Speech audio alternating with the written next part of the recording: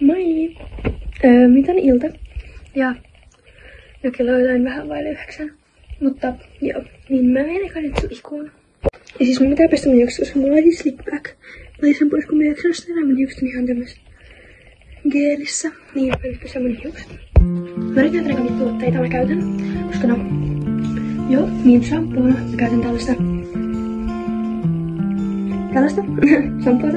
Ja sitten hoitoaineena mä käytän sitä samaa merkkistä hoitoainetta. Sitten mä pesen mun vartalo tällä Pink Grapefruit. Tällä. Ja sitten mä pesen mun naaman.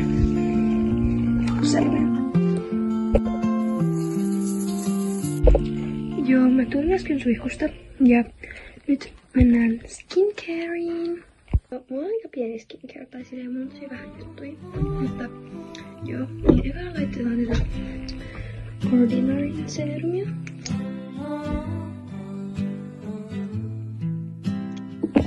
Ja sitten viimeisesti laitetaan tuota rasvaa.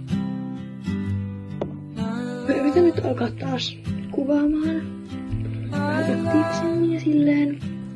Okei, nyt on skincare valmiiksi. Ja mä nyt sain jo iltapäivää ennen kuin mä menin suihkuun. Mut joo, minä nyt pesen hampaan. Mä nyt alan harjoittelemaan kokeeseen, koska no, minä ei mennä enkä mä ole jo kerran harjoittelemaan siihen kauheasti. Niin mä nyt alan harjoittelemaan siihen.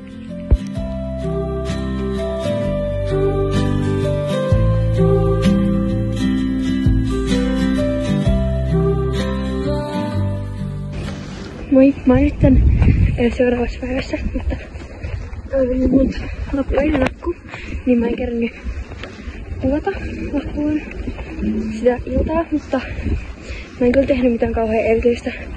Tavallaan luin varttiin vähän lisää kokeeseen ja sit menin ykkumaan, mutta mä ois perustreeneihin ja alkamiskaan.